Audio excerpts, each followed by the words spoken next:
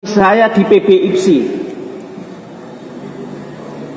agar bikin surat edaran bahwa yang sah adalah ini. Tapi kalau itu kita lakukan, itu sama saja kita meludah muka kita sendiri. Bagaimanapun juga pihak seberang adalah saudara kita yang harus kita rangkul. Kita tidak akan menggunakan kekuatan formal. Misalnya ini, kalau untuk merebut padepokan di Jalan Merak, pasti bisa. Tapi kita nggak mau melakukan dengan cara-cara yang tidak prosedural. Kita sudah menghitung kekuatan, pasti bisa kita rebut. Tapi itu tidak kita lakukan. Kita konsultasi dengan pihak kepolisian, konsultasi baik di provinsi maupun di Mabes lewat jalur hukum. Dan jalur hukum insya Allah kita ini mempunyai kekuatan legalitas yang utuh. Kita coba tes soal eksistensi kita. Menggugat menteri, menang. Apalagi yang bukan menteri. Tapi yang kita gugat itu memang pihak otoritas yang menurut kami melakukan kesalahan karena berpotensi memecah belah persaudaraan kita dengan menerbitkan badan hukum yang menggunakan nama sama, bendera sama, lambang yang sama. Itu menurut undang-undang memang tidak boleh. Dan ingat, organisasi kita ini syarat dengan lambang-lambang. Kita dikasih badge ada lambang, pada saat pengesahan juga ada lambang-lambang dalam bentuk bujeng. Kegiatan yang kita lakukan ini adalah perlambang. Hadirnya Menpora, hadirnya Menhan, ini sinyal buat kita siapa yang diakui oleh negara kita.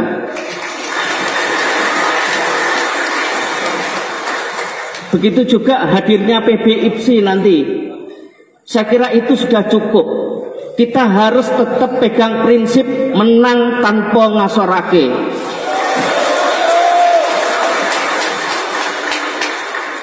Kita harus tetap berusaha, saudara-saudara kita yang sekarang masih di seberang harus kita rangkul dengan cara yang sebaik-baiknya.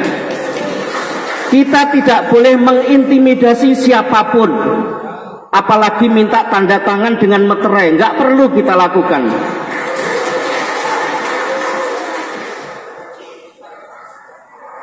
Kalau ketemu harus kita ajak salaman, kita rangkul, kita ajak ngomong yang baik. Kita harus tunjukkan bahwa kita ini punya budi pekerti yang baik. Ibaratnya kalau pelatih, apalagi tingkat 2, suruh sambung dengan bang polos pasti menang. Tapi kan nggak perlu kita harus sambung dengan benturan kaki pada benjolnya, itu harus kita hindari. Tugas kita ngemong. Untuk ngemong memang bebannya berat.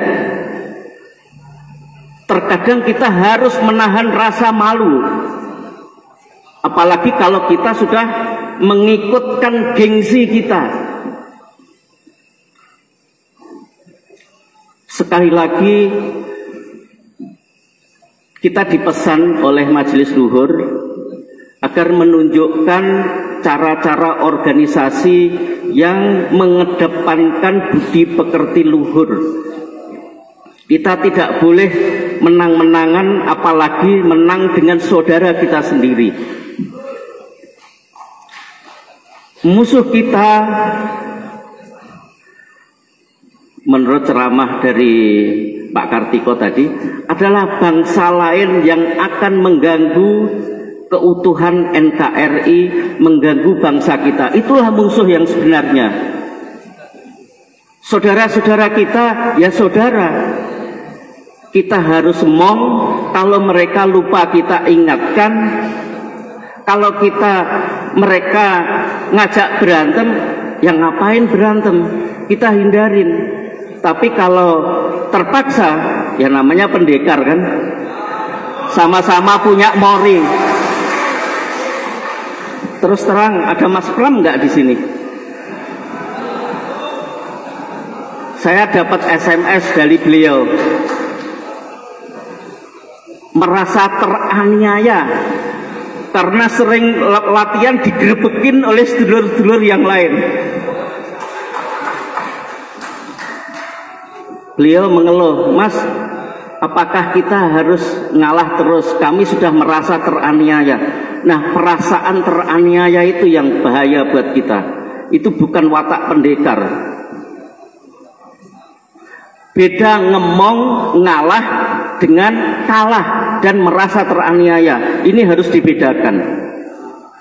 Tugas kita sekali lagi ngemong.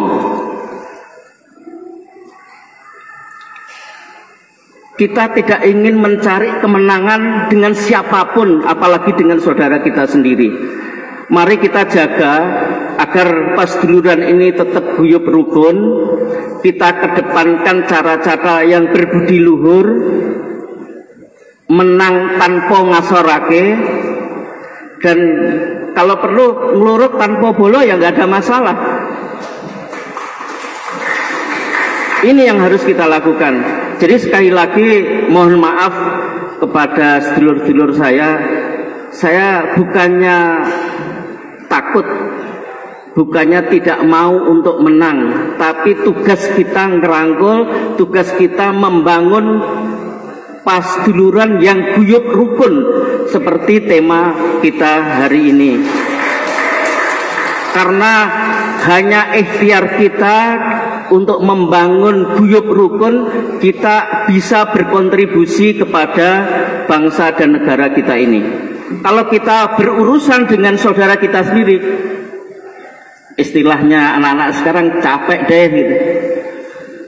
Kita nggak mau energi kita buang-buang hanya ribut untuk ribut sesama saudara kita. Biarin saja.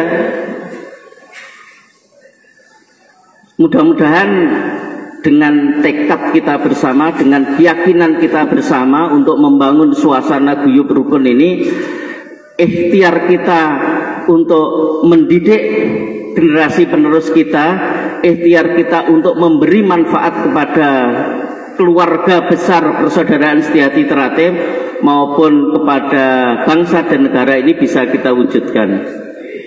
Saya sebetulnya ingin menyampaikan kepada saudara-saudara terutama program-program yang terkait dengan peningkatan kesejahteraan.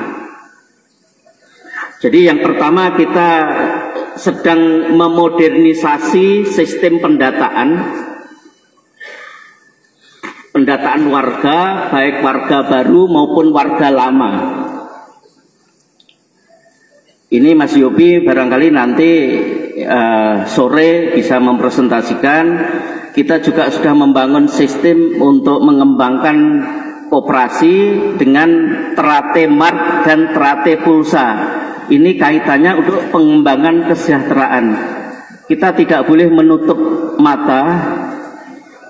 Banyak saudara-saudara kita ini yang perlu kita tolong. Kita juga perlu mengembangkan prestasi yang semuanya butuh pendanaan. Dan kita harus yakin bahwa dengan kekuatan potensi yang kita miliki, setiap warga, di setiap tempat, di setiap cabang, itu saya yakin ada potensi-potensi ekonomi, potensi-potensi yang bisa membangun kekuatan sosial untuk menunjukkan bahwa kita bisa berprestasi dengan baik. Alhamdulillah kami sering komunikasi dengan Pak Menpora, dan amanah yang cukup berat yang menjadi PR buat kita adalah menjadikan Madiun sebagai kampung silat dunia.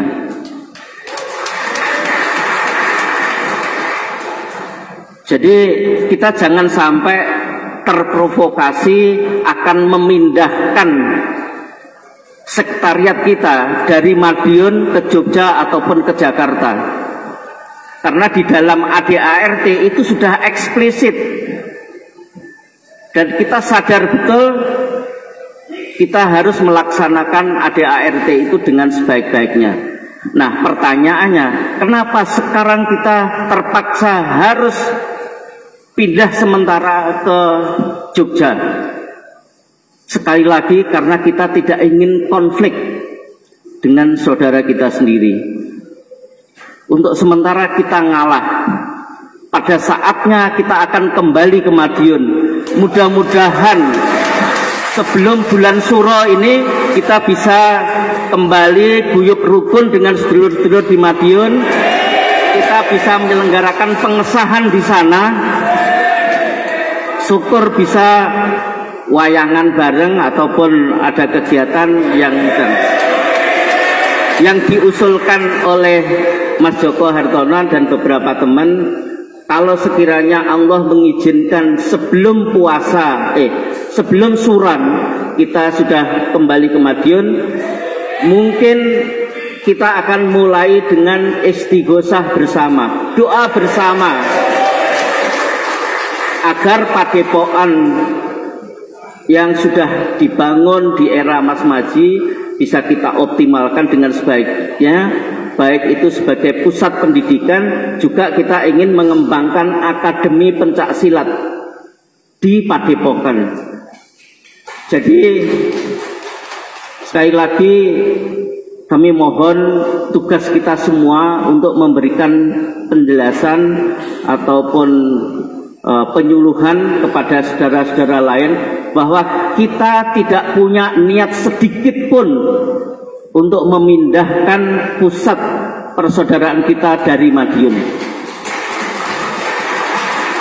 Mudah-mudahan ini bermanfaat dan saya yakin kehadiran saudara-saudara di acara konsolidasi nasional ini karena tekad bersama, yaitu membangun persaudaraan yang guyub rukun. Terima kasih, kurang lebihnya mohon maaf. Wabillahi taufik wal hidayah. Assalamualaikum warahmatullahi wabarakatuh.